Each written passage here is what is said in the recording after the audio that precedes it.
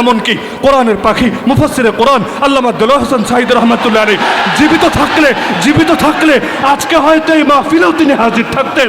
আল্লাহর বান্দাকেও নির্মমভাবে শহীদ করা হলো, ইসলাম থামে নাই। ওরা ভেবেছে কাউকে মেরে ফেললে, কাউকে হত্যা করে ফেললেই ইসলাম থেমে যায়, কিন্তু শুনে রাখো জালেমরা, শুনে রাখো আল্লাহ দুশমনরা, শুনে রাখো তাগুতরা, তোমরা একজনকে মারবা 10 জন তৈরি হবে, 10 জনকে মারবা 100 তৈরি হবে, 100 মারবা 1000 তৈরি হবে। মনে রেখো যেই দিন বিজয়ের দায়িত্ব নিয়েছে আল্লাহ, এই দিনকে থামাতে পারবা না। আমার রাসূলের ওফাতের পর যেহেতু ইসলাম থামে নাই, সিদ্দিক আকবর আবু বকর রাদিয়াল্লাহু আনহু খাবারে বিষ মেশানো হয়েছিল, ইসলাম থামে নাই। ওমর ফারুক রাদিয়াল্লাহু আনহুকে নামাজের ইমামতি করা অবস্থায় শহীদ করা হয়েছিল, ইসলাম থামে নাই। ওসমান যুন নুরাইন রাদিয়াল্লাহু আনহুকে কোরআন তিলাওয়াত করা অবস্থায় শহীদ করা হয়েছিল, ইসলাম থামে নাই। আলীউল মুর্তাজা রাদিয়াল্লাহু আনহু ফজরের নামাজের ইমামতি করার জন্য যাচ্ছিলেন, পথিমধ্যে শহীদ করা হয়েছিল, ইসলাম থামে নাই। হাসান রাদিয়াল্লাহু আনহু খাবারে বিষ মেশানো হয়েছিল, ইসলাম থামে নাই। হুসাইন রাদিয়াল্লাহু আনহু রক্তে কারবালার প্রান্ত রঞ্জিত করা হয়েছিল, ইসলাম থামে নাই। আল্লাহ নবীর হাজার হাজার সাহাবীকে শহীদ করা হয়েছিল, ইসলাম থামে নাই। আরে জালেম ইয়াজিদ এসে মদিনার উপর পর্যন্ত হামলা চালিয়ে দিয়েছিল, ওয়াকিয়া হাররা, এই মদিনাবাসী রক্ত ছড়ানোর পরও ইসলাম থামে নাই। ইমাম আবু হানিফাকে নিয়ে জেলে ভরা হলো, খাবারে বিষ মিশিয়ে শহীদ করা হলো, ইসলাম থামে নাই। ইমাম মালিক রাহমাতুল্লাহ আলাইহির মুখে চুনকালি লাগিয়ে গাদার পিঠে চড়িয়ে মদিনার অলিতে গলিতে ঘোরানো হলো, ইসলাম থামে নাই। ইমাম শাফিঈকে নিয়ে পর্যন্ত জেলে ভরা হলো, ইসলাম থামে নাই। ইমাম আহমদ বিন হাম্বল রহমাতুল্লাহ আলাইহিকে একের পর এক তিন জন বাদশাহ জুলুম করে গেল, ইসলাম থামে নাই। ইমাম ইবনু তাইমিয়া কারাগারের ভেতরে লাশ হলেন, ইসলাম থামে নাই। মুজাদ্দিদ আল ফেসানি রহমাতুল্লাহ আলাইহি জেল খাটলেন, ইসলাম থামে নাই। এরপর রক্তের দরিয়া শুধু বয়ে যাচ্ছে বালাকোটের প্রান্তরে। কই পরিমাণ সৈয়দ আহমদ শহীদ ইসমাইল শহীদ থেকে শুরু করে কত বুজুর্গানে দিনকে শহীদ করা হলো, ইসলাম থামে নাই। এমনকি কাফেলা চলতে চলতে এখন এই বাংলাদেশে এসে পর্যন্ত কত আলেমকে নির্মমভাবে শহীদ করা হলো। এমনকি কোরআনের পাখি মুফাসসিরে কোরআন আল্লামা দেলোয়ার হোসেন সাঈদ রহমাতুল্লাহ আলাইহি জীবিত থাকলে আজকে হয়তো এই মাহফিলেও তিনি হাজির থাকতেন। আল্লাহর বান্দাকেও নির্মমভাবে শহীদ করা হলো, ইসলাম থামে নাই। ওরা ভেবেছে কাউকে মেরে ফেললে, কাউকে হত্যা করে ফেললেই ইসলাম থেমে যায়, কিন্তু শুনে রাখো জালেমরা, শুনে রাখো আল্লাহ দুশমনরা, শুনে রাখো তাগুতরা, তোমরা একজনকে মারবা 10 জন তৈরি হবে, 10 জনকে মারবা 100 তৈরি হবে, 100 মারবা 1000 তৈরি হবে। মনে রেখো যেই দিন বিজয়ের দায়িত্ব নিয়েছে আল্লাহ, এই দিনকে থামাতে পারবা না। যার স্মরণে আজকের এই মাহফিল মুহাম্মদুর রাসূলুল্লাহ সাল্লাল্লাহু আলাইহি ওয়াসাল্লাম, আল্লাহ রাব্বুল আলামিন নিজেই তার জন্য এমন পারফেক্ট একটা নাম নির্বাচন করেছেন যেই নামেরই কোনো তুলনা হয় না।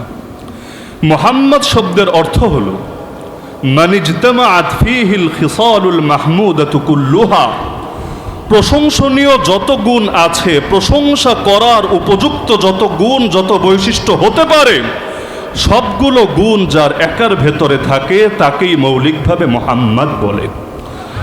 আমরাও তো অনেকে নিজেদের নামের সাথে মুহাম্মদ লিখি অথবা বরকতের নিয়তে সন্তানদের নাম মুহাম্মদ রাখি, কিন্তু আমরা সকলেই এটা বিনা দ্বিধাই স্বীকার করি যে এই নামের উপযুক্ত এই পৃথিবীর বুকে যিনি একমাত্র ছিলেন তিনি হলেন মুহাম্মদুর রাসূলুল্লাহ সাল্লাল্লাহু আলাইহি ওয়াসাল্লাম।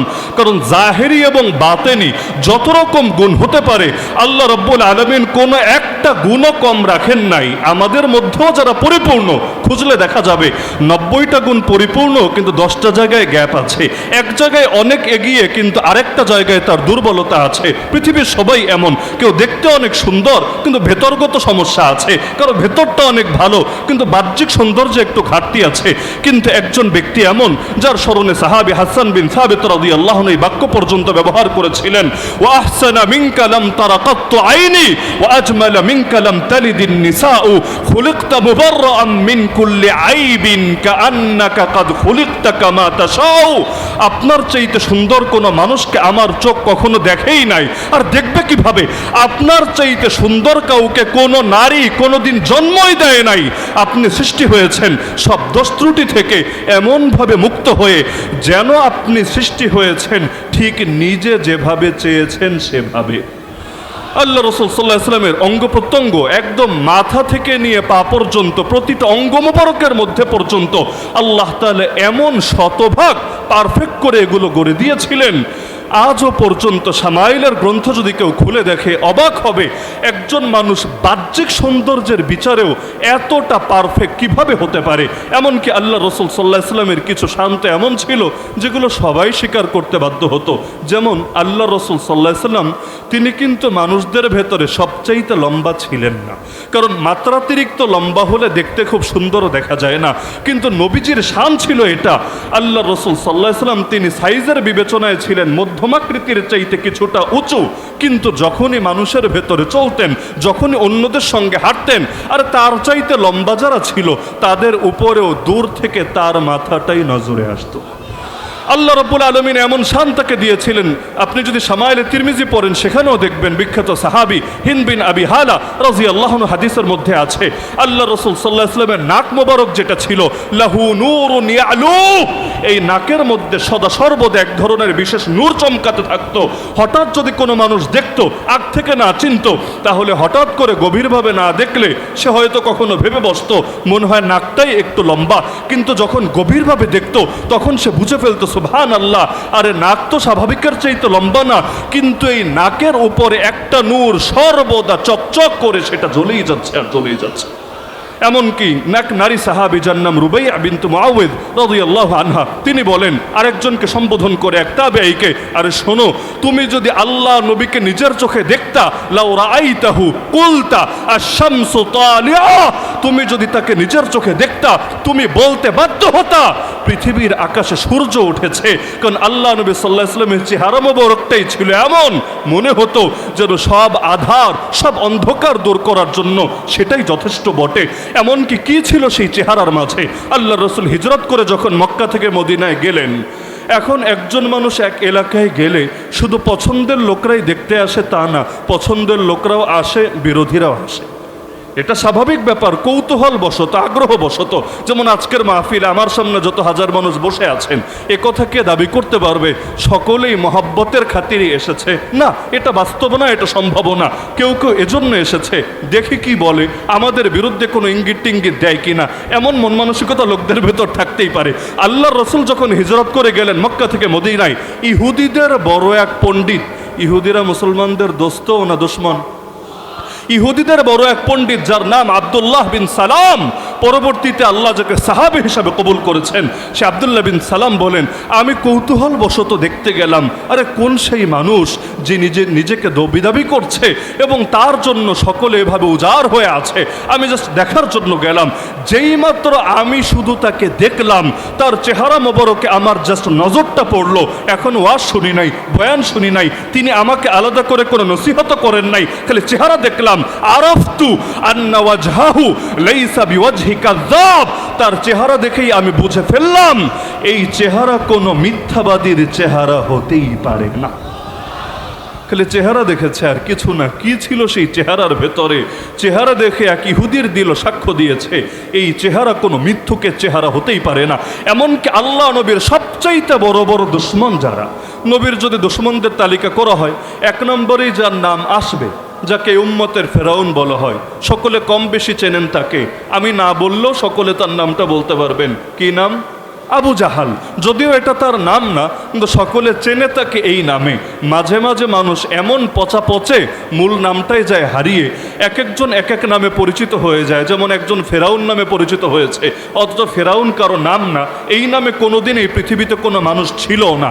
আরেকজন আবু জাহাল নামে পরিচিত হয়েছে, আবু জাহাল কারো নাম না, এই নামে পৃথিবীতে কোনোদিন কোনো মানুষ ছিল না। এভাবে আল্লাহ এক একজনের এক এক জিনিসে পরিচিত বানিয়ে ফেলে। তো এখন আবু জাহাল, যার মূল নাম আমর বিন হিশাম, একদিন আল্লাহ রসুল সাল্লাল্লাহু আলাইহি ওয়াসাল্লামের সঙ্গে পথিমধ্যে দেখা, মক্কার যুগের কথা। আল্লাহ রসুল সাল্লাল্লাহু আলাইহি ওয়াসাল্লামকে সে বলল, মুহাম্মদ, তুমি কি আমাদের উপাস্যদেরকে দেবদেবীকে গালি দেওয়া থেকে বিরত হবা না? হাল আনতা মুনতাহিন আন সাব্বি আলিহাতিনা। আচ্ছা আমাকে বলেন, আল্লাহ রসুল সাল্লাল্লাহু আলাইহি ওয়াসাল্লামকে আসলে গালি দিতেন? ওদেরকে বাদ দেন, ওদের উপাস্য, ওদের দেবদেবী, ওদের মূর্তি, নবীকে এগুলোকে গালি দিতেন? কিভাবে তিনি গালি দিবেন, যেখানে কোরআনে পর্যন্ত আল্লাহ বলে দিয়েছেন, লা তাসুব্বুল্লাযীনা ইয়াদউনা মিন দুনিল্লাহ ফায়াসুব্বুল্লাহ আদওয়ান বিগাইরি ইলম। ওরা আল্লাহকে বাদ দিয়ে যেসব দেবদেবীকে ডাকে, তোমরা এগুলোকে গালি দিও না। দিলে কি হবে?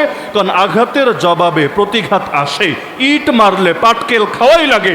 তোমরা যদি গালি দাও ওদের উপাস্যদেরকে, বিনিময়ে ওরাও না বুঝে মূর্খতাবশত গালি দিয়ে বসবে আল্লাহকে, তো তুমি নিজে আল্লাহরে গালি দিলা না, কিন্তু আরেকজনটা দিয়ে আল্লাহরে গালি খাওয়ালা, এর মধ্যে কি এমন কৃতিত্ব আছে? এজন্য গালিগালাজ কোনো সমাধান না। তোমরা ওদের বিবেক আকর্ষণ করো, ওদেরকে যুক্তি দিয়ে বোঝাও, ওদেরকে মহব্বতের সঙ্গে দাওয়াত দাও। উদউ ইলা সাবিল রাব্বিকা বিল হিকমা ওয়াল মাউইযাতিল হাসানা। কিন্তু আল্লাহ নবী জীবনে কখনো কাউকে গালি দেন নাই, কিন্তু আল্লাহ নবীর বিরুদ্ধে মক্কায় এই অপবাদটা সবসময় বলা হতো, সে আমাদের মরা বাপ দাদাকে গালি দেয়, সে আমাদের উপাস্যদেরকে গালি দেয়, নাউযুবিল্লাহ। তা আল্লাহ রসুলকে সামনাসামনি বলছে, তুমি কি আমাদের উপাস্যদেরকে গালি দেওয়া থেকে বিরত হবা না? তুমি চাও কি? তুমি কি শুধু এটাই চাও যে আমরা একথার সাক্ষ্য দেই, একথার স্বীকারোক্তি দেই যে তুমি তোমার রবের বার্তা পৌঁছে দিয়েছো? এটাই তো তোমার চাওয়া। ঠিক আছে, যাও, আমরা সাক্ষ্য দিয়ে দিলাম, আমরা স্বীকারোক্তি দিয়ে দিলাম, তুমি তোমার দায়িত্ব পালন করেছো, তুমি তোমার দ্বীনের বার্তা প্রচার করেছো, এবার অন্তত তুমি থেমে যাও, আর আমাদের মধ্যে তুমি মিথ্যা প্রচার করো না। আল্লাহ রসুলকে এই কথা বলল। আল্লাহ রসুল সাল্লাল্লাহু আলাইহি ওয়াসাল্লামও এই জাহেলের সঙ্গে, মূর্খের সঙ্গে বিতর্কে লিপ্ত না হয়ে সেখান থেকে চলে গেলেন। এবার তার সঙ্গে একটা লোক ছিল যিনি পরবর্তীতে মুসলমান হয়েছেন, নাম হলো মুগীরা বিন শুআবা রাদিয়াল্লাহু আনহু, বিখ্যাত সাহাবী।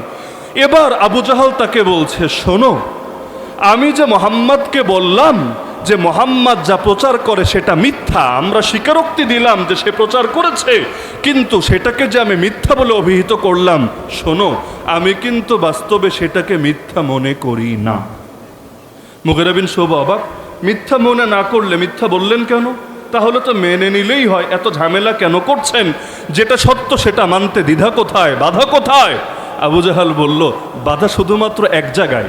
সে শব্দ ব্যবহার করলো বানু কুসাই, অর্থাৎ বোঝালো নবীর যে বংশ। সে বলল, দেখো, এই মুহাম্মাদের বংশের লোকেরা দাবি করেছিল চার জিনিস। এক নম্বরে তারা দাবি করেছিল হিজাবা আমাদের। হিজাবা মানে হলো কাবা ঘরের রক্ষণাবেক্ষণের দায়িত্ব। কাবা ঘরের রক্ষণাবেক্ষণের দায়িত্ব এটা যেন তেন গর্বের বিষয় না, ওই যুগেও ছিল এটা সবচাইতে বড় ইজ্জত এবং সম্মানের বিষয়। তাহলে তার বংশ দাবি করেছিল হিজাবা আমাদের, কাবা ঘরের রক্ষণাবেক্ষণের দায়িত্ব আমাদের। আমরা মেনে নিয়েছি, না মেনে উপায় নাই। দ্বিতীয় তারা দাবি করলো সিকায়া আমাদের। সিকায়া মানে হলো হাজিদেরকে জমজমের পানি পান করানো, অর্থাৎ জমজম থাকবে আমাদের অধীনে, আমরা হাজিদেরকে পানি পান করাবো, এটাও ইজ্জতের, এটাও গর্বের। তারাও দাবি করেছে, আমরা এটাও মেনে নিয়েছি, না মেনে উপায় নাই। তিন নম্বরে তারা দাবি করেছে নাদওয়া আমাদের। নাদওয়া বুঝেন? নাদওয়া হলো তাদের পার্লামেন্ট, যেখানে বসে তারা মিটিং করত, তারা বিভিন্ন বিষয়ে নিজেদের মধ্যে আলাপ আলোচনা করে সিদ্ধান্ত নিত। ওরা দাবি করেছে নাদওয়ার নেতৃত্ব আমাদের হাতে, আমরা এটাও মেনে নিয়েছি। চার নম্বরে তারা দাবি করেছে লিওয়া আমাদের। লিওয়া মানে ঝান্ডা, যুদ্ধের মাঠের পতাকা, এটাও থাকবে আমাদের হাতে, আমরা মেনে নিয়েছি। এরপর তাদের সাথে টক্কর দেব কিভাবে, এজন্য তারাও দান করেছে, আমরাও দান করেছি। তারাও গরিব দুঃখীকে খাইয়েছে, আমরাও গরিব দুঃখীকে খাইয়েছি। মোটামুটি যখন ব্যালেন্স হলো, তাদের শান আর আমাদের শান কাছাকাছি আসলো, এখন তারা বলতে শুরু করেছে আমাদের মধ্যে নবী আছে। নবী এখন যদি বলি হ্যাঁ এইটাও মাইনা নিলাম, তাহলে আমাদের আর থাকে কি? ওরাই তো আগায় গেল, অন্য বংশের লোক যদি আগায়, এটা কি আমাদের ভালো লাগবে? সুতরাং যতদিন বেঁচে আছি সে যেভাবেই বুঝাক, যেভাবেই বলুক, আমি ভেতরে ভেতরে জানি এটা সত্য, কিন্তু মুখ দিয়ে আমি স্বীকার করব না এটা সত্য, না হলে আমাদের মান সম্মান কমে যাবে। আপনি দেখবেন বর্তমান বাংলাদেশে, বর্তমান বিশ্বেও এমন বহু লোক পাবেন যারা ভালো করেই জানে কোনটা হক, কোনটা বাতিল, কোনটা সত্য, কোনটা মিথ্যা, কোনটা সঠিক, কোনটা ভুল, কিন্তু জানার পরও, বোঝার পরও মানে না, শুধুমাত্র এ কারণে, আরে অন্যের ভালো যদি মেনেই নেই, তাহলে আমার দিন শেষে কি হবে? ওরাই তো এগিয়ে যাবে, আমি তো পিছিয়ে যাব। শুধুমাত্র এই দলান্ধতায় আসাবিয়াতের কারণে বহুত মানুষের অন্তরে মোহর পড়ে আছে। না হলে ইহুদিদের চাইতে ভালো হক চিন্তকে, নবীর যুগের ইতিহাস পড়েন, ইহুদিদের চাইতে ভালো হক চিন্তকে। আমার নবী দুনিয়াতে আসার আগেই তারা অপেক্ষায় দিন গুনত, কবে আসবে মুহাম্মদ সাল্লাল্লাহু আলাইহি ওয়াসাল্লাম। এমনকি যুদ্ধের মাঠে পর্যন্ত তারা বলতো ইস্তাফতিহুনা আলাল্লাযিনা কাফারু। ইহুদিদের সাথে যদি কাফেরদের লড়াই হতো, তারা বলতো আরে শীঘ্রই আমাদের মধ্যে একজন নবী আসবে, তাকে নিয়ে যখন যুদ্ধ করতে নামবো তোদের কিন্তু খবর আছে, তোরা আর তখন আমাদের সাথে কিছুতেই কোলাতে পারবি না। তাহলে যে ইহুদিরা আগে অপেক্ষায় ছিল, যে ইহুদিরা আগে দোয়া করত, যে ইহুদিরা আগে যুদ্ধের মাঠে পর্যন্ত গর্বের সাথে তার নাম প্রচার করত, হঠাৎ কি হয়ে গেল? তিনি আসার পর মানল না তো মানলই না, উল্টো তার বিরুদ্ধে সবচাইতে ষড়যন্ত্র করলো। এমনকি আল্লাহ কোরআনে সূরা মাইদায় জানিয়েছেন, মুসলমানদের সবচাইতে বড় দুশমন হয়ে গেল ইহুদিরা। লাতাজিদান্না আশাদ্দান নাসি আদাওয়াতাল লিল্লাযিনা আমানুল ইয়াহুদ। ঝামেলা কোথায়? ওরা কি হক চেনে নাই? ওরা কি হক বোঝে নাই? ওরা কি আমার নবী যে প্রকৃত নবী এই জ্ঞান তাদের অর্জন হয় নাই? সব হয়েছে। তাহলে মানে নাই কেন? মানে নাই শুধুমাত্র এই কারণে, নবীরা যদি মেনেই নাই ওদের বংশটা নিচু হয়ে যাবে। ওরা হলো ইসহাক নবীর বংশের, আমার নবী ইসমাইল নবীর বংশের, অথচ ইসহাক নবীর বাবার নামও ইব্রাহিম, ইসমাইল নবীর বাবার নামও ইব্রাহিম, এক বাবার দুই পুত্র। কিন্তু কেন আমার বংশে না এসে আরেক বংশে আসলো? এজন্য চিরকাল আমার নবীর বিরুদ্ধে দুশ্মনী করে গেল। আল্লাহ এমন সংকীর্ণতা থেকে আমাদের অন্তরকে হেফাজত করুন। শুধু আবু জাহাল না, আবু জাহাল মরার পরে যুদ্ধের মাঠে যে নেতৃত্ব দিত তার নামও আশা করি কম বেশি সচেতন সকলেই জানেন, কারণ এই চট্টগ্রামের এক সময় নাম ছিল ইসলামাবাদ, তাই না? এখনও অনেক আলেমের নামের সাথে ইসলামাবাদই লেখে। আমি ছোটবেলায় ভাবতাম ওনারা মনে হয় বাপদাদা পাকিস্তানে থাকতো অথবা পড়ালেখা পাকিস্তানের ইসলামাবাদে করেছেন, পরে দেখলাম না, এটা হলো পুরনো নাম। আমাদের সিলেটের পুরনো নাম ছিল জালালাবাদ এক সময়, চিটাগাংয়ের এক সময় নাম ছিল ইসলামাবাদ। তাহলে যেই জায়গার নামই ইসলামাবাদ, আমরা তো আশা করতেই পারি দুদিন আগে বা পরে এর প্রতিটা ইঞ্চি ইঞ্চি মাটিতে ইসলাম হবেই হবে, আবাদ ইনশাআল্লাহ। কারণ নামের শান্ত রক্ষা করতে হবে। নামে যদি থাকে একটা আর কামে হয় আরেকটা, এটা তো হাস্যকর ব্যাপার হবে। এটা যে কারো ক্ষেত্রে, আমার নামের মধ্যে 3 জন সাহাবীর নাম আছে। আলী একজন সাহাবীর নাম, হাসান একজন সাহাবীর নাম, উসামা একজন সাহাবীর নাম, 3 জনই সাহাবী। আলহামদুলিল্লাহ প্রতিটা মুহূর্তে আমার মাথায় এটা কাজ করে যে নামের মধ্যে যাদের নামের সাথে মিল আছে, অন্তত আমার শানের মধ্যেও তাদের শানের কিছুটা হলেও প্রতিচ্ছবি থাকতে হবে। তো এখন ইসলামাবাদ আশা তো করতে পারি ইনশাআল্লাহ দুদিন আগে বা পরে এখানকার মাটিতে ইসলাম হবে আবাদ। তাহলে আবু জাহাল মারা যাওয়ার পর কুরাইশের পক্ষে নেতৃত্ব দিত কে? আবু সুফিয়ান। উহুদের যুদ্ধেও সে ছিল নেতা। এই আবু সুফিয়ানের ইতিহাস যদি আপনি পড়েন দেখবেন, যখন সম্রাট হিরাক্লিয়াস, আজকের ইউরোপের আগের নাম মনে করেন রোম, এখন তো ইটালির মধ্যে একটা এলাকা আছে রোম, এটা না, তৎকালীন সময়ে রোম বলতে পুরো পশ্চিমা বিশ্ব ধরতে পারেন বা পুরো ইউরোপ। এই ইউরোপের তৎকালীন যিনি বাদশাহ ছিলেন, সম্রাট ছিলেন, তাকে বলা হতো হিরাক্লিয়াস। সেই হিরাক্লিয়াসের সঙ্গে দেখা হয়েছিল আবু সুফিয়ানের উহুদ যুদ্ধের কিছুদিন পরের কথা। যার সাথে যুদ্ধ হলো তার বিরুদ্ধে তো রাগ বেশিই থাকবে। আমার নবী হক নবী কিনা এটা যাচাই করার জন্য এই হিরাক্লিয়াস প্রশ্ন করেছিল আবু সুফিয়ানকে, আমার কাছে যদি আমার দুশ্মনের ব্যাপারে কেউ জিজ্ঞেস করে আমি ভালো বলবো না সবচাইতে খারাপ বলবো? আবু সুফিয়ানকেও প্রশ্ন করেছিল হিরাক্লিয়াস আমার নবী হক কিনা যাচাইয়ের জন্য।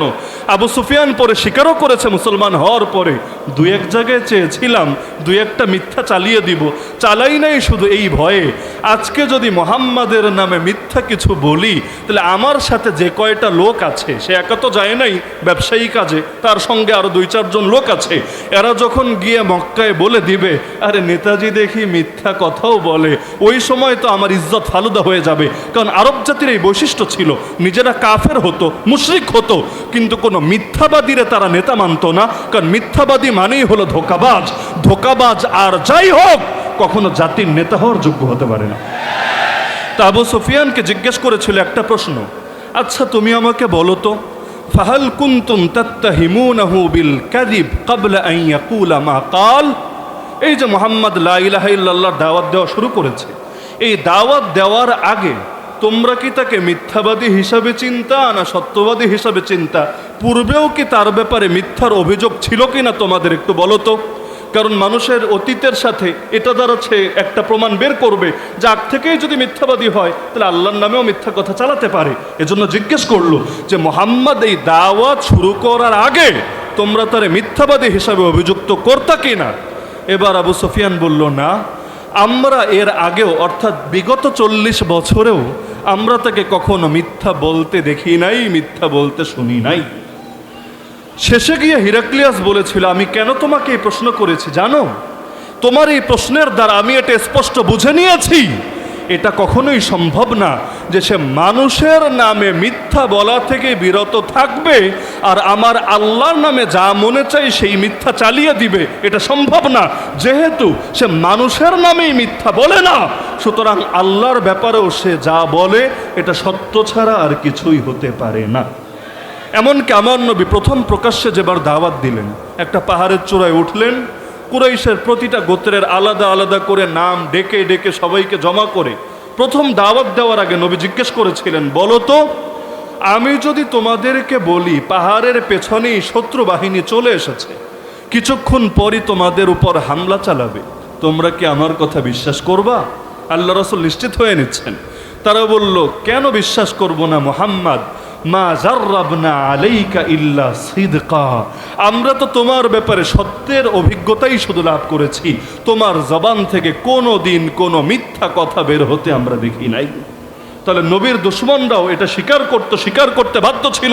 আর স্বীকার করবে না কিভাবে, যেখানে আমার রাসূল বলেন, লাইসা শাইউন বাইনাস সামাই ওয়াল আরদ ইল্লা ইয়ালামু আন্নী রাসূলুল্লাহ ইল্লা আসিয়াল জিন্নি ওয়াল ইনস, আসমান এবং জমিনের মধ্যে এমন একটা জিনিসও নাই যেই জিনিসটা জানে না সুনিশ্চিতভাবে যে আমি আল্লাহর রাসূল।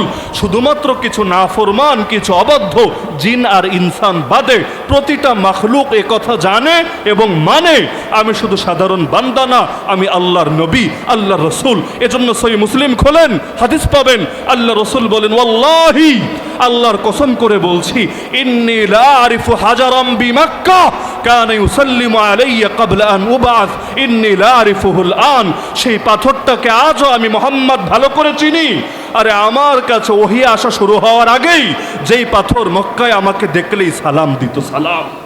আপনি চিন্তা করেন, এখনো ওহী আসা শুরুই হয় নাই, এখনো মানুষ তাকে নবী রাসূল হিসাবে চিনতে শুরুই করে নাই, কিন্তু পাথর পর্যন্ত চিনত এই মানুষটা আল্লাহর একজন নবী, এই মানুষটা আল্লাহর একজন রাসূল। এমনকি কি ছিল তার মাঝে, একবার তিনি কোরবানির দিন নিজ হাতে কোরবানি করবেন। এই মাসালা তো সবাই জানেন আশা করি, কোরবানি নিজের হাতে করা ভালো না অন্যের হাতে করা ভালো? যারা সুন্নাত সম্মত পদ্ধতিতে কোরবানি করতে জানে, যারা জানে না তাদেরকে বলছি না, যারা সুন্নতি তরিকায় কোরবানি করতে জানে তাদের কোরবানি নিজের হাতেই করা উত্তম। আল্লাহ রাসূল নিজের হাতে কোরবানি করতেন, অনেকগুলো উট বাঁধা, আল্লাহ রাসূল একটা একটা করে সবগুলোকে কোরবানি করবেন। উটকে তো আর জবাই করে না, উটকে নহর করে, দাঁড়ানো থাকে, গলার নির্দিষ্ট জায়গায় ছুরি দিয়ে আঘাত করে, রক্ত গড়াতে গড়াতে সেটা নিস্তেজ হয়ে যায়, সেটার প্রাণবায়ু বের হয়ে যায়।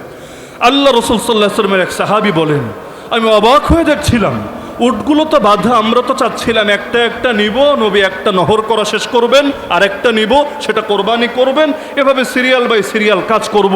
কিন্তু আমরা অবাক হয়ে হঠাৎ লক্ষ্য করলাম সবগুলো উট রশি ছেঁড়ার জন্য প্রতিযোগিতা শুরু করে দিল, কার আগে কে আমার নবীর হাতে কোরবানি হবে, এর জন্য তাদের মধ্যে প্রতিযোগিতা শুরু হয়ে গেল। আপনি চিন্তা করেন কি ছিল তার ভেতরে, তার হাতে কোরবানি হতে পারাকে, তার হাতে কোরবানি হতে পারাকে নিজের জন্য উট পর্যন্ত গর্বের বিষয় মনে করছে। এমনকি আল্লাহ রাব্বুল আলামিন কি শান দিয়েছিলেন তাকে, ওই ঘটনা কে না জানে। মিম্বার নির্মাণ হওয়ার আগে, মদিনার মসজিদে মিম্বার তৈরি হওয়ার আগে এক খেজুর গাছের কাণ্ড ব্যবহৃত হতো আল্লাহ রাসূল সাল্লাল্লাহু আলাইহি ওয়াসাল্লামের খুতবার সময়। যখন মিম্বার তৈরি হলো, এক লোক সেটা আল্লাহ রাসূলের অনুমতি নিয়ে তাকে বানিয়ে দিলেন, আল্লাহ রাসূল মিম্বারে উঠলেন। ওই সময়ের এই ঘটনা তো সকলে জানে, খেজুর গাছের ডালের ভেতর থেকে কান্নার আওয়াজ বের হচ্ছিল, সাহাবীরা পর্যন্ত বুঝতে পারছিল না, আরে এর ভেতর থেকে কিভাবে আওয়াজ আসছে, কিভাবে সম্ভব। আল্লাহ রাসূল সাল্লাল্লাহু আলাইহি ওয়াসাল্লাম সেটা হাতে নিলেন, কান্না পর্যন্ত থেমে গেল এবং তিনি বললেন, যদি যদি আমি এটাকে না ধরতাম, আমার পরশে না নিতাম, এটা চিরকাল শুধু কেঁদেই যেত, কেঁদেই যেত, কেঁদেই যেত। আল্লাহ রাসূলের শানে আবু তালেব পর্যন্ত, যে নিজে হয়তো কালেমা পড়ে নাই, কিন্তু সেও এই স্বীকৃতি দিতে বাধ্য হয়েছে, ও আবিয়াদা ইউস্তাসকাল গামামু বিওয়াজহিহি ফিমালুল ইয়াতামা ইসমাতুন লিল আরামিলি। আরে সে তো এমন শুভ্রজ্জ্বল, সে তো এমন মহান ব্যক্তিত্ব যার ওসিলা দিয়ে মেঘ থেকে বৃষ্টি কামনা করা হয়, সে এতিমদের আশ্রয়স্থল এবং বিধবাদের রক্ষক। আল্লাহ রাসূল এক শুক্রবার দিন জুমার সময় খুতবা দিচ্ছেন, এক বেদুইন লোক, বেদুইন মানে মরুভূমিতে থাকে, অত আদব কায়দাও বোঝে না এবং শহরের নিয়ম কানুনের সঙ্গে ওরা পরিচিত না। খুতবার মধ্যে দাঁড়ায়া বলে উঠলো, ইয়া রাসূলুল্লাহ, হালাকাল আহল হালাকাল মাল ওয়া জাআল আয়াল, আল্লাহ রসুল সাল্লাহ সাল্লামকে বলছে, আমাদের সম্পদ তো সব শেষ হয়ে গেল, আমাদের ফ্যামিলি তো মরার উপক্রম হলো। কেন কেন কি হয়েছে? সে বলল, কতদিন ধরে বৃষ্টি নেই আপনি জানেন? ইতিমধ্যে দুর্ভিক্ষ দেখা দিয়েছে, আমাদের ফ্যামিলিও বরবাদ, আমাদের সম্পদও বরবাদ, এখন আমাদের কি হবে? আল্লাহ রসুল সাল্লাহ সাল্লাম সেই সময় আল্লাহকে বললেন, দেরি করলেন না, সেই সময় আল্লাহকে বললেন, আল্লাহুম্মা স্কিনা, আল্লাহুম্মা স্কিনা, আল্লাহুম্মা স্কিনা। হে আল্লাহ, আমাদেরকে বৃষ্টি দিয়ে সিক্ত করেন, বৃষ্টি দিয়ে সিক্ত করেন, বৃষ্টি দিয়ে সিক্ত করেন। সাহাবী বলেন, দোয়া মুখ থেকে বের হতে দেরি, ফল প্রকাশ হতে দেরি না। আমাকে বলেন, নবীর দোয়া কবুল হতে কি কোনো বাধা আছে? আমাদের দোয়া কবুল হতে নয়তো বিভিন্ন বাধা টাধা থাকে। অনেক সময় হারাম ইনকামের কারণে, হারাম খাওয়ার কারণে দোয়া কবুল হয় না। কখনো দোয়ার আদব না জানার কারণে, যেমন দোয়া করতে হয় নবীর শানে দুরূদ পড়ে। এখন যারা দুরূদে কার্পণ্য করে তাদের দোয়াও আল্লাহ রসুল বলেন আসমান এবং জমিনের মধ্যে আটকে যায়। ইন্না দুআ মাওকুফুন বাইনাস সামাই ওয়াল আরদ, নিশ্চয়ই দোয়া আসমান আর জমিনের মধ্যে আটকে থাকে যদি না বান্দা নবীর শানে দুরূদ পড়ে। তা আমাদের দোয়া কবুল হতে অনেক বাধা থাকে, কিন্তু নবীর দোয়া কবুল হতে কোনো বাধা আছে? নবীর যেই দোয়া আল্লাহ কবুল করেন নাই সেটা নিজেই জানিয়ে দিয়েছেন যে ইয়া রাসূলুল্লাহ, আপনার এই দোয়া আমি কবুল করলাম না, কারণ এটা আমার সিদ্ধান্তের বিপরীত। যেমন আল্লাহ রসুলের একটা দোয়া এক হাদিসের মধ্যেই আছে যে আল্লাহ রসুল 3টা দোয়া করলেন, আল্লাহ 2টা কবুল করলেন, একটা ফিরায় দিলেন এবং নবীকে জানিয়ে দিলেন, ইয়া রাসূলুল্লাহ, এই দোয়া আমি কবুল করব না, এটা আমার সিদ্ধান্তের বিপরীত। আপনি এখন অবাক হবেন, কোন সেই দোয়া যেটা আল্লাহই বলে দিলেন নবীকে কবুল করবেন না? এটা বুঝতে চাইলে আগের দোয়াটা বোঝেন যে কবুল করলেন কোনটা। নবী আল্লাহকে বলেছিলেন, আয় আল্লাহ, আমার উম্মতের উপর বহিঃশত্রুকে, বহিঃশত্রু বুঝেন বাইরের দুশমন আর কি, কাফের, মুশরিক, ইহুদি, খ্রিস্টান, হিন্দু, বৌদ্ধ, নাস্তিক যা হতে পারে, অর্থাৎ অমুসলিম যারা, আয় আল্লাহ, আমার উম্মতের উপর অমুসলিমদেরকে এমনভাবে চাপিয়ে দিবেন না যে আমার উম্মতকে সবাইরা মেরে ফেলেছে, কচুকাটা করে ফেলেছে। আয় আল্লাহ, এমনটা আপনি করবেন না। আল্লাহুম্মা লা তুসাল্লিত আলাইহিম আদুওয়াম মিন সিওয়া আনফুসিহিম ফায়াস্তাবিহা বাইদাতাহুম, নবীর বাক্য, আজও হাদিসে লেখা আছে। আল্লাহ জানিয়ে দিলেন, ইয়া রাসূলুল্লাহ, এই দোয়া কবুল করলাম। মানে কি? পৃথিবীর সমস্ত কাফেররা মিলেও যদি চেষ্টা করে কিছু মুসলমান মারতে পারবে, কিছু মানুষের শাহাদাতের দোয়া কবুল করার ব্যবস্থা করতে পারবে, কিন্তু গোটা উম্মতকে নিশ্চিহ্ন করতে পারবে না, পৃথিবী থেকে ইসলামকে কেউ ধ্বংস করতে পারবে না। আল্লাহ এই দোয়া কবুল করেছেন, কবুল করেছেন বলেই তো কত মানুষ চলে যাচ্ছে, কিন্তু আল্লাহর দিন যেমন ছিল তেমনই থেকে যাচ্ছে। এমনকি শহীদদের মিছিল যত দীর্ঘ হচ্ছে, আমার আল্লাহ ইসলামের বিজয় পৃথিবীর বুকে তত এগিয়ে দিচ্ছে। কারো মৃত্যুতে যদি ইসলাম থেমে যেত, অনেকে তো ভাবে অমুককে মেরে ফেললে ইসলাম শেষ, তমুককে শহীদ করে দিলে ইসলাম শেষ, অমুককে জেলে ভরে রাখলে ইসলাম শেষ। আরে পাগল, তোমরা ভেবেছ কি কারো বিদায়ে যদি ইসলাম থেমে যেত, আল্লাহ রসুল ওয়াফাতের পরে ইসলাম হারিয়ে যেত? আমার রসুল ওয়াফাতের পর কেউ কেউ বেঈমান হয়েছে, তারা ভেবেছে মোহাম্মদ শেষ, মোহাম্মদের ধর্ম শেষ, এই ধর্ম আর আগ বাড়বে না। অথচ ওরা জানে না যে ইসলামকে হেফাজতের দায়িত্ব নিয়েছেন আল্লাহ, যতদিন আল্লাহ আছে এই দ্বীনের ক্ষতি কেউ করতে পারবে না। আমার রসুল বিদায় হয়েছেন, ওফাত বরণ করেছেন, হ্যাঁ, আমার নবী আজও জিন্দা হয়ে রওজায়ে আতহারে শুয়ে আছেন, কিন্তু আমার নবী মাটির উপর থেকে মাটির নিচে যাওয়ার পরে কেউ কেউ ভেবেছিল ইসলাম শেষ। ইসলাম শেষ হয়েছে না আরো এগিয়েছে? আল্লাহ রসুল যখন ইসলাম রেখে গিয়েছিলেন মক্কা, মদিনা এবং তার পার্শ্ববর্তী কিছু অঞ্চলে, কিন্তু ভবিষ্যৎবাণী করেছিলেন সেদিন বেশি দূরে না, সেদিন বেশি দূরে না, পৃথিবীর প্রতিটা ঘরে ঘরে আমার আল্লাহ ইসলামকে নিয়ে প্রবেশ করাবে। আরে আমার নবী সাল্লাল্লাহু আলাইহি ওয়াসাল্লাম এমন একদিন রেখে গিয়েছেন, বেশি দিন লাগে নাই। আল্লাহ রসুলের পর মাত্র 2 বছর খলিফা ছিলেন আবু বকর রাদিয়াল্লাহু আনহু। এরপর যিনি আসলেন তার নামটাও আপনারা বলেন অর্ধ জাহানের খলিফা। অর্ধজাহান বুঝেন? অর্ধজাহান পর্যন্ত বিজয় যেতে কয়দিন লাগলো? কয়দিন লাগলো? এর মধ্যে আমার আল্লাহ ঠিকই পৌঁছে দিলেন। তা আমার রসুলের ওফাতের পর যেহেতু ইসলাম থামে নাই, সিদ্দিক আকবর আবু বকর রাদিয়াল্লাহু আনহু খাবারে বিষ মেশানো হয়েছিল, ইসলাম থামে নাই। ওমর ফারুক রাদিয়াল্লাহু আনহুকে নামাজের ইমামতি করা অবস্থায় শহীদ করা হয়েছিল, ইসলাম থামে নাই। ওসমান যুন্নুরাইন রাদিয়াল্লাহু আনহুকে কোরআন তিলাওয়াত করা অবস্থায় শহীদ করা হয়েছিল, ইসলাম থামে নাই। আলীউল মুর্তাজা রাদিয়াল্লাহু আনহু ফজরের নামাজের ইমামতি করার জন্য যাচ্ছিলেন, পথিমধ্যে শহীদ করা হয়েছিল, ইসলাম থামে নাই। হাসান রাদিয়াল্লাহু আনহু খাবারে বিষ মেশানো বসানো হয়েছিল, ইসলাম থামে নাই। হুসাইন রাদিয়াল্লাহু আনহু রক্তে কারবালার প্রান্ত রঞ্জিত করা হয়েছিল, ইসলাম থামে নাই। আল্লাহ নবীর হাজার হাজার সাহাবীকে শহীদ করা হয়েছিল, ইসলাম থামে নাই। আরে জালেম ইয়াজিদ এসে মদিনার উপর পর্যন্ত হামলা চালিয়ে দিয়েছিল, ওয়াকিয়া হাররা, এই মদিনাবাসী রক্ত ছড়ানোর পরও ইসলাম থামে নাই। ইমাম আবু হানিফাকে নিয়ে জেলে ভরা হলো, খাবারে বিষ মিশিয়ে শহীদ করা হলো, ইসলাম থামে নাই। ইমাম মালিক রাহমাতুল্লাহ আলাইহির মুখে চুনকালি লাগিয়ে গাদার পিঠে চড়িয়ে মদিনার অলিতে গলিতে ঘোরানো হলো, ইসলাম থামে নাই। ইমাম শাফিঈকে নিয়ে পর্যন্ত জেলে ভরা হলো, ইসলাম থামে নাই। ইমাম আহমদ বিন হাম্বল রাহমাতুল্লাহ আলাইহিকে একের পর এক তিনজন বাদশাহ জুলুম করে গেল, ইসলাম থামে নাই। ইমাম ইবনু তাইমিয়া কারাগারের ভেতরে লাশ হলেন, ইসলাম থামে নাই। মুজাদ্দিদ আল ফিসানি রাহমাতুল্লাহ আলাইহি জেল খাটলেন, ইসলাম থামে নাই। এরপর রক্তের দরিয়া শুধু বয়ে যাচ্ছে বালাকোটের প্রান্তরে। কই পরিমাণ সৈয়দ আহমদ শহীদ ইসমাইল শহীদ থেকে শুরু করে কত বুজুর্গানে দিনকে শহীদ করা হলো, ইসলাম থামে নাই। এমনকি কাফেলা চলতে চলতে এখন এই বাংলাদেশে এসে পর্যন্ত কত আলেমকে নির্মমভাবে শহীদ করা হলো। এমনকি কোরআনের পাখি মুফাসসিরে কোরআন আল্লামা দেলোয়ার হোসেন সাঈদ রাহমাতুল্লাহ আলাইহি জীবিত থাকলে আজকে হয়তো এই মাহফিলেও তিনি হাজির থাকতেন। আল্লাহর বান্দাকেও নির্মমভাবে শহীদ করা হলো, ইসলাম থামে নাই। ওরা ভেবেছে কাউকে মেরে ফেললে, কাউকে হত্যা করে ফেললেই ইসলাম থেমে যায়। কিন্তু শুনে রাখো জালেমরা, শুনে রাখো আল্লাহ দুশমনরা, শুনে রাখো তাগুতরা, তোমরা একজনকে মারবা 10 জন তৈরি হবে, 10 জনকে মারবা 100 তৈরি হবে, 100 মারবা 1000 তৈরি হবে। মনে রেখো যেই দিন বিজয়ের দায়িত্ব নিয়েছে আল্লাহ, এই দিনকে থামাতে পারবা না।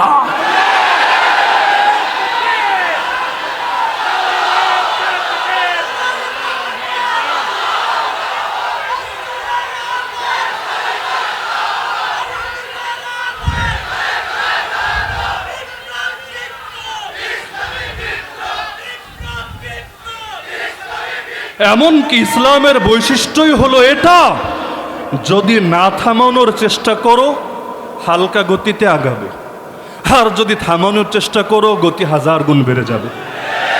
আমার নবীর দাওয়াত মক্কায় সবচাইতে বেশি বেড়েছিল কখন জানেন? আমার রাসূল সাল্লাল্লাহু আলাইহি ওয়াসাল্লাম একা কয়জনের কাছে গিয়ে দাওয়াত দিবেন, কয়জনের কর্ণকুহরে লা ইলাহা ইল্লাল্লাহর বাণী পৌঁছাবেন। এমনকি হজের সময় তখনও সারা দুনিয়া থেকে মানুষ যেত, আল্লাহ রসুল টার্গেট করতেন সবাইরই দাওয়াত দিব, কিন্তু একা কয়জনের কাছেই যাবেন। কিন্তু যখন ওরা বাধা দিতে চাইল, আমার আল্লাহ হিতে বিপরীত করে দিলেন। কিভাবে? মক্কার অলিতে গলিতে হাটে ঘাটে মাঠে লোক ভাড়া করে দাঁড় করিয়ে দিল।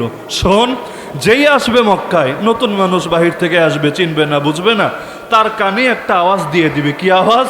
এই মক্কায় একটা পাগল আছে, একটা জাদুঘর আছে, সুতরাং সাবধান, তার পাল্লায় পড়ো না, না হলে সর্বনাশ হয়ে যাবে। তুমি তোমার ফ্যামিলি থেকে আলাদা হয়ে যাবা, জাদুতে আক্রান্ত হয়ে যাবা, বিশাল ক্ষতি হয়ে যাবে। এই কথাগুলো তারা ছড়িয়ে দিত। এখন মজার বিষয় হলো, মানুষ নিষিদ্ধ জিনিসে একটু বেশি আগ্রহী হয়ে থাকে। আল ইনসানু হারিসুন আলা মা মুনিয়া, এটাই নিয়ম। এজন্য যেটা না করবেন দেখবেন এটা লোকে আরো বেশি করে। আপনি বলবেন ভাই খুনোখুনি করিস না, দেখেন দেশের মধ্যে খুনোখুনি আরো বেড়েছে। হুজুররা ওয়াজ করছে চাঁদাবাজি করিস না, দেশের মধ্যে চাঁদাবাজি আরো বেড়ে গিয়েছে। মানুষ যা নিষেধ করে দেখা যায় কিছু মানুষ ওইটা করার মধ্যে আলাদা পৈশাচিক আনন্দ অনুভব করতে থাকে। এখন চারদিকে মাইকিং চলছে, মাইক ছাড়া মাইকিং আর কি। ওই যুগে মক্কায় পাগল আছে, জাদুঘর আছে, পাগল আছে, জাদুঘর আছে। এখন মানুষ শুনতে শুনতে বিরক্ত। কি রে ভাই, কত পাগলই তো দুনিয়ায় আছে, কোন পাগল নিয়ে লোকদেরকে তো এত সিরিয়াস হতে দেখি নাই।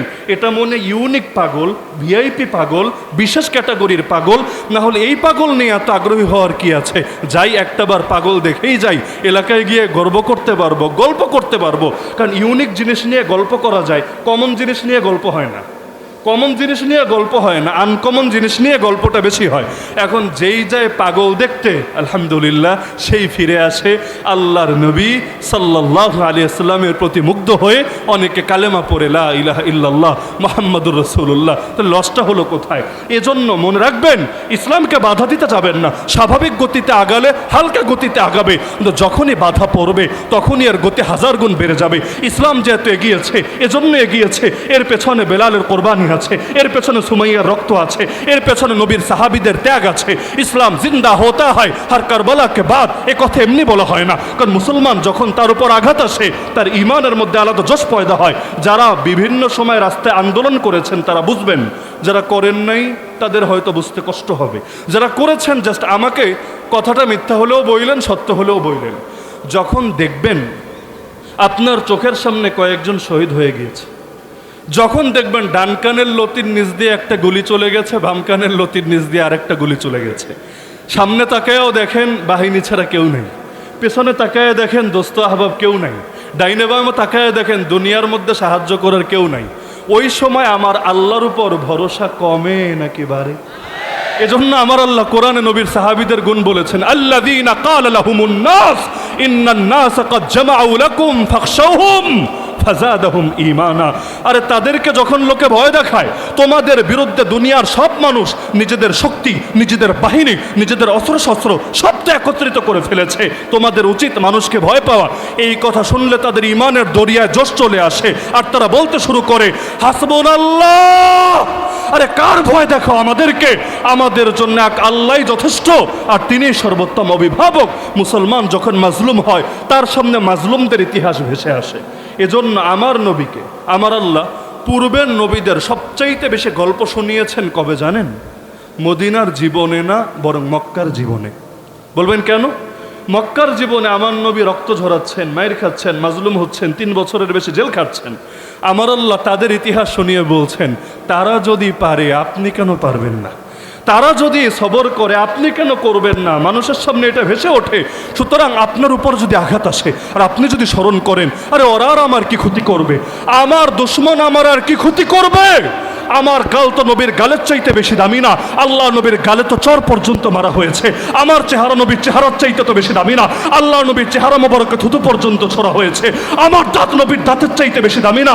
আল্লাহ নবীর দাঁত মোবারক জিহাদের ময়দানে শহীদ হয়েছে। আমার গলা নবীর গলার চাইতে বেশি দামি না। আল্লাহ নবীর গলায় চাদর পেঁচিয়ে শ্বাস বন্ধ করে হত্যা করার চেষ্টা করা হয়েছে।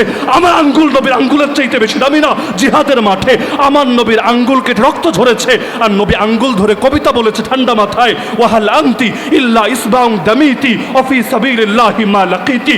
আরে আমার পেট নবীর পেটের চাইতে বেশি দামি না। আল্লাহ নবীকে ক্ষুধার জ্বালায় পেটে পাথর পর্যন্ত বাঁধতে হয়েছে। আমার সময় নবীর সময়ের চাইতে বেশি দামি না। 3 বছরের বেশি আল্লাহ নবীকে জেল খাটতে হয়েছে। আমার জীবন নবীর জীবনের চাইতে বেশি দামি না। আল্লাহ নবীর খাবারে বিষ মিশানো হয়েছে, এবং এর ফলস্বরূপ এর 3 বছর পরে 7ম হিজরিতে বিষ খাওয়ানো হয়েছে। এর 3 বছর পরে নবী যে শহীদ হওয়ার দোয়া করেছিলেন আল্লাহর কাছে, আল্লাহ সে দোয়া কবুল করেছে। তা আমার নবী মুজাহিদ নবী ছিলেন, আমরা তো মুজাহিদ নবীর মুজাহিদ উম্মত হব। আমার নবী শহীদ নবী ছিলেন, আমরা শহীদ নবীর শহীদ উম্মত হব। আমার নবী সাহসী নবী ছিলেন, আমরা সাহসী নবীর সাহসী উম্মত হব। আমার নবী রক্ত ঝরিয়েছেন, বাতিলের সামনে মাথা নত করেন নাই, তা আমরা কিভাবে বাতিলের সামনে মাথা নত করব? সুতরাং জান যদি যায় তবুও নবীর পথে থাকবো, মা যদি যায় তবুও নবীর পথে থাকবো, জেল যদি খাটা লাগে তবুও নবীর পথে থাকবো, এমনকি ফাঁসির কাষ্টে যদি চড়া লাগে তবুও নবীর পথে থাকবো। যতদিন বেঁচে আছি আল্লাহ নবীর আদর্শ জিন্দা করার জন্য লড়াই চালিয়ে যাব। এমনকি এর জন্য যদি রক্ত ঝরে, সেই রক্ত ঝরাকে সৌভাগ্যের বিষয় মনে করব। এই চেতনা যদি কারো ভেতরে আসে, পৃথিবীর জালেমরা কিভাবে তাকে দমাবে, কিভাবে তাকে থামাবে? আমি তো মনে করি আল্লাহ নবীর কোরবানিকে কোনো মুসলমান যদি দিলের মধ্যে ধারণ করতে পারে, পৃথিবীর কোনো অপশক্তি নাই ইসলামের বিজয় থামিয়ে দেবে।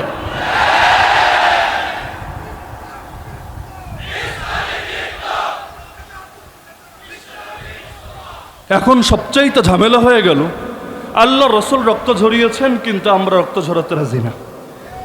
আল্লাহ রসুল 3 বছরের বেশি অবরুদ্ধ থেকেছেন, জেলের চাইতেও বড় কষ্ট। জেল তো আমরাও খেটেছি 1 বছর। জেলে তো ভাই বহু শান্তি, জেলের মধ্যেও ফ্যান আছে, জেলের মধ্যেও লাইট আছে, জেলের মধ্যেও ক্যান্টিন আছে। এমনকি 24 ঘন্টা যেহেতু আমাদের লকআপে রাখতো, এজন্য খাদেমও থাকতো জেলের ভেতরে। মানে অন্যান্য ওই সব আলেমদেরকে একসঙ্গে জেলে ভরে রাখতো, যদিও বড় ভালোই হয়েছে। আলেমদের মধ্যে মাঝে মাঝে দূরত্ব হয়, গালিগালাজ হয়, মাইক পেলে অনেক সময় ব্যালেন্স থাকে না, একজন আর একজনের 14 গোষ্ঠী উদ্ধার করে দেয়।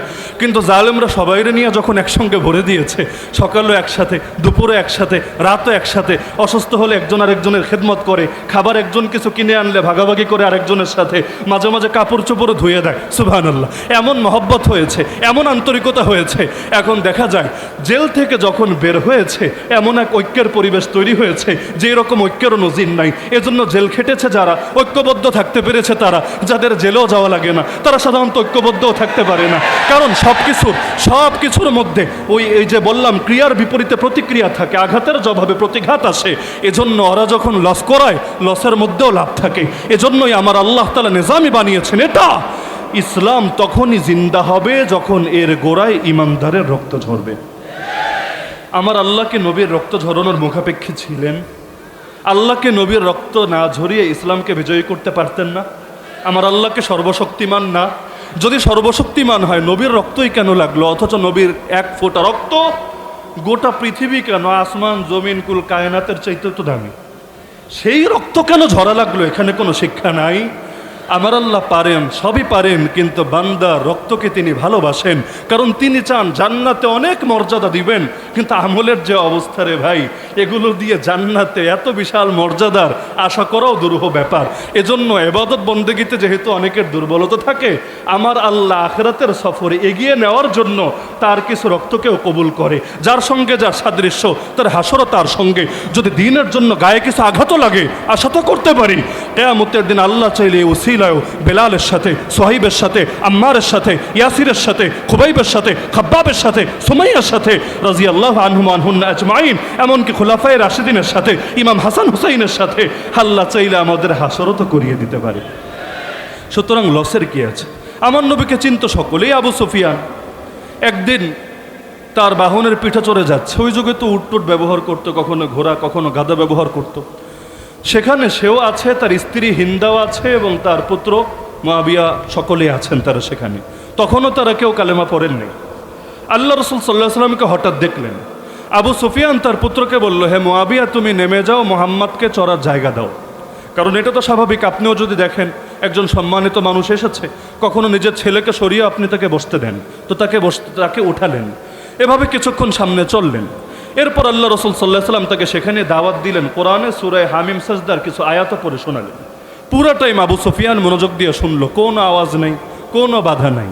যখন নেমে গেল, এবার পেছন থেকে হিন্দা, মানে আবু সুফিয়ানের স্ত্রী, সে বলল, ছি, একটা জাদুঘরের জন্য তুমি আমার বুকের ধন, আমার পুত্রকে বাহন থেকে নামায় দিলা, এটা কেমনে পারলা? আমার পুত্রকে খালি আমার একার পুত্র, তোমার পুত্র না? পুত্রের ব্যাপারে কি এতটুকু মায়া তোমার দিলে নাই? এবার আবু সুফিয়ান তখনও কিন্তু নবীর দুশমন, কালেমা পড়ে নাই, আর বহু পরে পড়েছে, কিন্তু তখনও বলল, আরে হিন্দা, ওয়াল্লাহি, আল্লাহর কসম করে বলছি, সে কোনো মিথ্যাবাদীও না, কোনো জাদুঘরও না। তার মানে আল্লাহ রাসূল সাল্লাল্লাহু আলাইহি ওয়াসাল্লামকে আমার আল্লাহ এইরকম শানি দিয়েছিলেন, আর দিবেন না কেন? আল্লাহ রাসূল খায়বারের যুদ্ধে বললেন, আগামীকাল ঝান্ডা তুলে দিব এমন একজনের হাতে যার মধ্যে 3টা গুণ আছে। 1 নম্বর গুণ, সে আল্লাহ এবং তার রাসূলকে ভালোবাসে। 2 নম্বর গুণ, আল্লাহ এবং তার রাসূলও তাকে ভালোবাসে। 3 নম্বর গুণ, ইফতাহুল্লাহু আলা ইয়াদাই, আল্লাহ তার হাতে যুদ্ধের মাঠে বিজয় এনে দেবে। এবার প্রতিটা সাহাবীর দিলের মধ্যে এই আগ্রহ জাগলো, হায় রে, লোকটা যদি আমিই হতাম, নবী যদি আমার হাতেই ঝান্ডা তুলে দিত, তাহলে 3 সার্টিফিকেট পেয়ে যেতাম। 1 নম্বর এটা পেতাম যে আল্লাহ এবং তার রাসূলের উপরে আমার মহব্বত আছে। 2 নম্বর এটাও পেতাম, মহব্বত একপাক্ষিক না, আল্লাহ এবং তার রাসূল আমাকে মহব্বত করে। আর 3 নম্বর, বিজয়ও চলে আসতো আমার হাত ধরে, আমি ওসিলা হয়ে যেতাম। কতই না সৌভাগ্যের বিষয়। সবাই দোয়া করতে লাগলো, আল্লাহ, লোকটা যাতে আমিই হই, লোকটা যাতে আমিই হই, লোকটা যাতে আমিই হই। সবার ভেতরে আগ্রহ। আল্লাহ রাসূল সাল্লাল্লাহু আলাইহি ওয়াসাল্লাম পরবর্তী দিন সবাই অপেক্ষায়। নবীজি হঠাৎ করে জিজ্ঞেস করলেন, আইনা আলী, আলী কোথায়? তারা তো শুনেই পিলটা চমকে উঠল। আমরা থাকতে সামনে এতজন, আলীরই খোঁজা লাগে, তাহলে তো মনে হয় তীর এবার ওদিকেই যাবে। এবার তারা বলল, আলী তো এখানে নাই। কেন? আলী কি হয়েছে? তার চোখে কি যেন সমস্যা হয়েছে, চোখে প্রচণ্ড ব্যথা, চোখ খুলে তাকাতেই পারে না, এজন্য তাঁবুর ভেতরে রেস্ট করছে। আল্লাহ রাসূল সাল্লাল্লাহু আলাইহি ওয়াসাল্লাম বললেন, আলীকে ডেকে আনো আমার কাছে। অসুস্থতার ব্যাপারটা শুনেও তাদের মনে আশা জেগেছিল। যদিও প্রথমে আলীকে খুঁজেছে, আলী যেহেতু নাই, মনে হয় আমাদের সিরিয়াল আসবে, কিন্তু নবীজি বললেন, না, আলীকে ডেকে আনো আমার কাছে। তাকে তুলে ধরে কষ্ট করে আনা হলো। যখন আলী রাদিয়াল্লাহু আনহু আসলেন, আল্লাহ রাসূল সাল্লাল্লাহু আলাইহি ওয়াসাল্লাম ফাবাসাকা ফি আইনাইন, তার চোখের মধ্যে হালকা থুথু লাগিয়ে দিলেন। দুনিয়ায় যদি একজন আর একজনের চোখে থুথু লাগিয়ে দেয়, ডাক্তাররা হায় হায় করে উঠবে। হায় হায় করলো কি? একজনের জীবাণু চলে যাবে আর একজনের ভেতরে। করোনার সময় মানুষ কি কষ্ট করে প্যাকেট ট্যাকেট হয়ে থাকতো না? কেন? যাতে আমার জীবাণুর দ্বারা আরেকজন ক্ষতিগ্রস্ত না হতে পারে, বা আরেকজনেরটা দ্বারা আমি যাতে ক্ষতিগ্রস্ত না হই। তো এখন আল্লাহ রাসূল সাল্লাল্লাহু আলাইহি ওয়াসাল্লাম তার থুথু লাগিয়ে দিলেন তার চোখের ভেতরে। হাদিসের শব্দ, ফা বারাআ মাকানা কান্নাহু লাম ইয়াকুন বিহি শাই। সঙ্গে সঙ্গে, কোনো টাইম টুমও লাগলো না, সঙ্গে সঙ্গে আলী রাদিয়াল্লাহু আনহু এমনভাবে সুস্থ হয়ে গেলেন যেন তার কোনো দিন চোখে কোনো সমস্যা ছিলই না। আপনি চিন্তা করেন কি ছিল সেই থুতুর ভেতরে। আল্লাহ রাসূল সাল্লাল্লাহু আলাইহি ওয়াসাল্লাম উহুদ পাহাড়ে উঠলেন, হঠাৎ ভূমিকম্প শুরু। ভূমিকম্প তো হতেই পারে। আল্লাহ রসুল সাল্লাল্লাহু আলাইহি ওয়াসাল্লাম উহুদ পাহাড়ের পেছনে পা দিয়ে হালকা আঘাত করলেন, আঘাত করে বললেন উসবুত উহুদ, উহুদ তুই থেমে যা।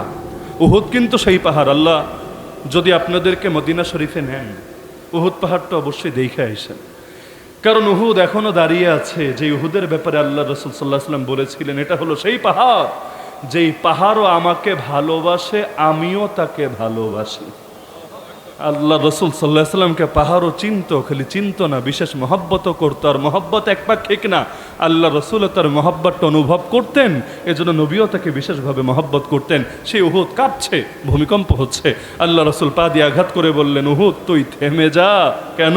ফাইন্নামা আলাইকা নাবিয়্যুন ওয়া সিদ্দীকুন ওয়া শাহীদান। তুই জানিস না তোর উপর কে কে দাঁড়িয়ে আছে? তোর উপর দাঁড়িয়ে আছে একজন নবী, একজন সিদ্দিক, আর দুইজন শহীদ। নবীকে দাঁড়িয়ে আছে এটা তো সবাই বুঝতে পারছে, মুহাম্মদুর রাসূলুল্লাহ সাল্লাল্লাহু আলাইহি ওয়াসাল্লাম। সিদ্দিককে দাঁড়িয়ে আছে এটাও বুঝতে পারছেন, আবু বকর সিদ্দিক রাদিয়াল্লাহু আনহু। দুইজন শহীদ দাঁড়িয়ে আছে। শহীদ তো জিন্দা মানুষরে বলে না মুর্দা মানুষরে বলে? হ্যাঁ, কারো নামে যদি রেখে দেয় শহীদ সেটা আলাদা, কিন্তু এমনি সাধারণত শহীদ কি জিন্দা মানুষকে বলে না মুর্দা মানুষকে বলে? মুর্দা মানুষকে। কিন্তু আল্লাহ রসুল উহুদ পাহাড়ে কোনো মুর্দা লাশ নিয়ে যান নাই, জিন্দা মানুষে নিয়ে গিয়েছেন।